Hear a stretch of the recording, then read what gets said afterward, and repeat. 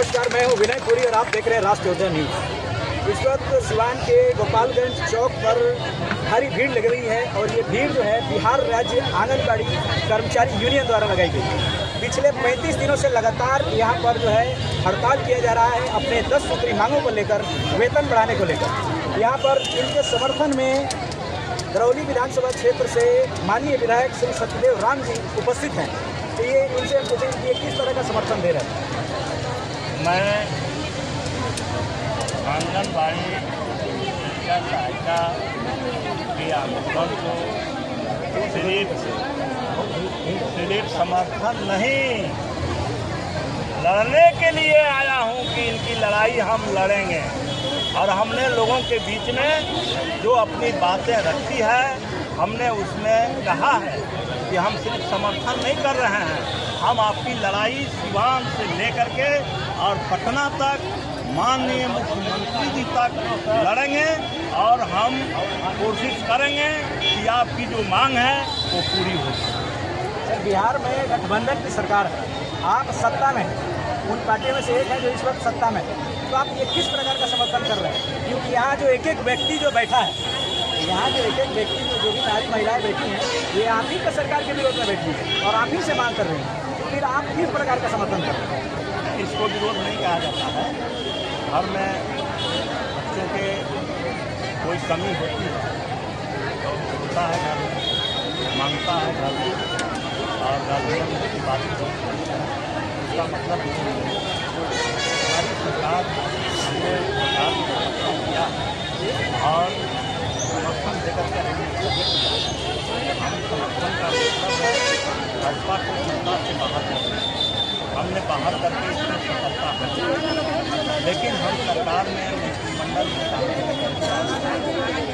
हम मालूम जान लीजिए कि हम शामिल नहीं। हमने उस समय गठबंधन की सरकार बनी, प्रस्ताव आया मंत्रिमंडल में शामिल होने को, हम लोगों ने मंत्रिमंडल में शामिल होने से मना किया।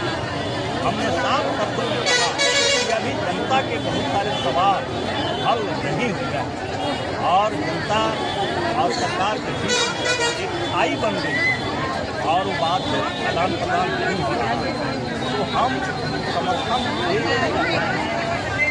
देते रहेंगे, साथ साथ उस खाई में सेतु बन करके जनता के सवाल को सरकार तक ले जाएंगे, मांग करेंगे, दबाव बनाएंगे कि उन सवालों को सरकार हल करे। हम इसके लिए अभी जाने जाते हैं और इस काम में हम लगे। माननीय विधायक जी, जैसा कि आपने यहाँ वादा किया, आपने कहा कि आप समर्थन में हैं, तो अगर नीतीश सरकार के खिलाफ, विदेशी सरकार के खिलाफ अगर आपको विरोध करना पड़े, उनसे लड़ना पड़े, तो क्या आप विरोध तरीके से लड़ेंगे? मैं लड़ करके पिछले दिनों में दिखा दिया। आशा के सवाल पर हमने पूरे बिहार में लड़ा हूँ और सरकार को हमने विवश किया उनकी मांग को मानने के लिए, सरकार को भी माननी पड़ी। तो हमारा वो एक रूप बना हुआ है और उसमें किसी को दुविधा में और शंका में नहीं पड़ना चाहिए।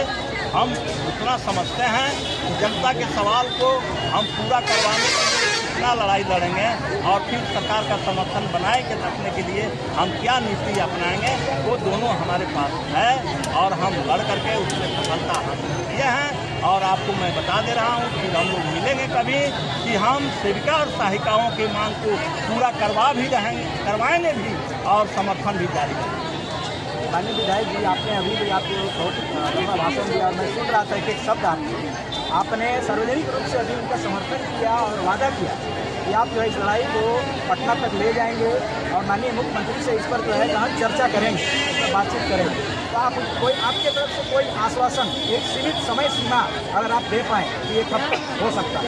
अब हम माननीय मुख्यमंत्री से बात करेंगे, उस अंदाज में बात करेंगे, उस एंगल से हम बात करेंगे और उसमें समय सीमा निर्धारित हो जाएगा। तो इसका इंतज़ार आप करिए, हम कल या परसों बात कर लेंगे उनसे और उसको सार्वजनिक कर देंगे कि माननीय मुख्यमंत्री उन लोगों के मांगों को कब तक पूरा कर देते हैं। लेकिन साथ साथ हम आपको ये भी बता दे रहे हैं कि अभी कल भी यहाँ हुआ था और कल भी हमने बोला था, शायद बातें गई हो या पहले से प्रक्रिया शुरू हो। आज हिंदुस्तान अखबार में बात करती है कि इनके मांगों को पूरा किया जाएगा, लेकिन संकेत जो मिला है वह मिला है कि इनके वेतन में 10% की वृद्धि की जाएगी, जो ये सेविका और सहायिकाओं को मंजूर नहीं है।